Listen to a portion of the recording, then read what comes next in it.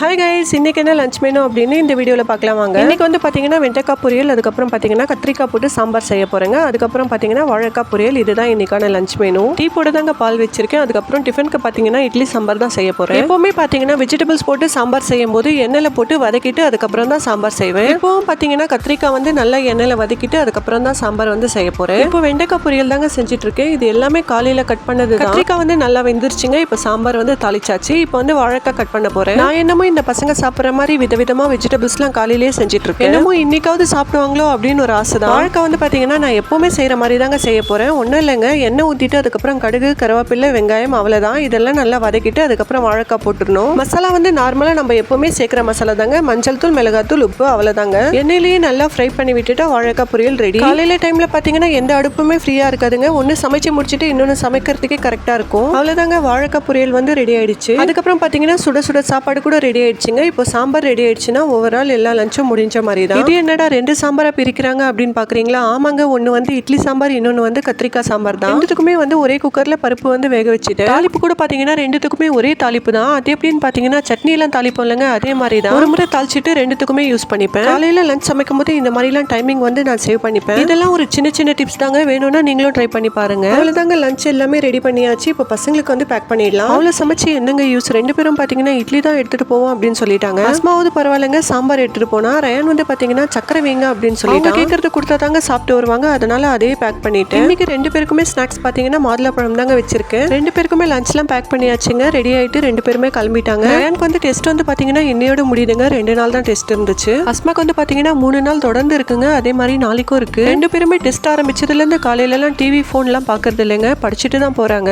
வாங்க இப்போ tiffin box வந்து செக் பண்ணிடலாம். ரெண்டு பேருமே சீக்கிரமா வரதால அவங்களே காமிக்கிறேன்னு சொல்லிட்டாங்க. ரயான் வந்து இட்லி எல்லாமே சாப்பிட்டு இருக்கான். இதே மாதிரி சாப்பாடு கொடுத்தாலும் எல்லாமே சாப்பிட்டு வரணும் அப்படின்னு சொல்லியிருக்கேன். பார்க்கலாம். அஸ்மா வந்து எனக்கு பிரச்சனை இல்லைங்க, மோஸ்ட்லி சாப்பிட்டு தான் வருவா. அஸ்மா வந்ததுமே ஹோம்ஒர்க் பண்ண ஆரம்பிச்சிட்டா. ரயானுக்கு வந்து எந்த ஹோம்ஒர்க்கும் இல்லை. ஓகே கைஸ், நெக்ஸ்ட் ஒரு இன்ட்ரெஸ்டிங்கான வீடியோல பார்க்கலாம். இந்த வீடியோ உங்களுக்கு பிடிச்சிருந்தா மறக்காம லைக் பண்ணுங்க, சப்ஸ்கிரைப் பண்ணிடுங்க. தேங்க்யூ.